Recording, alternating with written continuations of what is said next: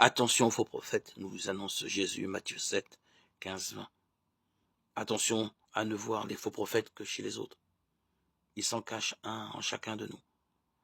Que font-ils ces faux prophètes? Quelle est leur attitude?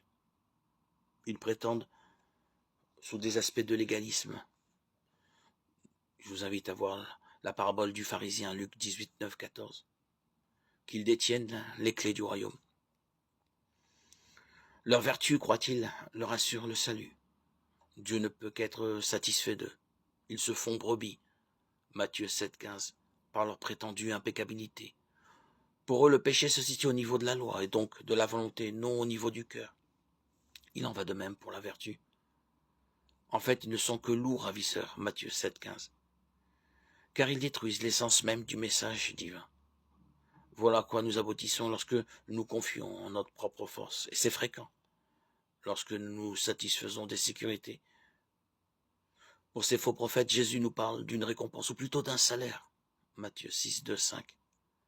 Ils ont déjà leur salaire. Un salaire correspond à un contrat, c'est-à-dire un compromis entre ce qui est demandé et ce qui est accordé.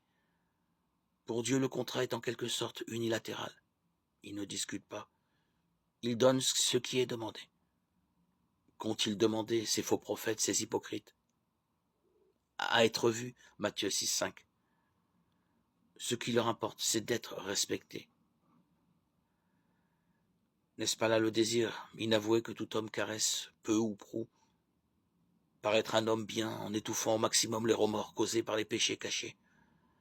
Tout cela ne serait pas très grave si cela ne correspondait le plus souvent inconsciemment à une fausse conception du salut. L'erreur plus ou moins volontaire sur notre propre personne correspond à une erreur plus ou moins consciente sur le salut. C'est en quoi l'Évangile entend nous secouer, nous sortir d'un rêve éveillé.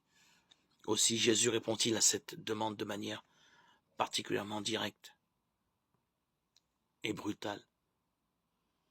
Ils ont déjà leur salaire. Ils ont demandé à être vus, ils sont vus. Il est peu de paroles aussi dures que celle-là dans l'Évangile. C'est que l'erreur du faux prophète est une erreur sur le royaume eschatologique.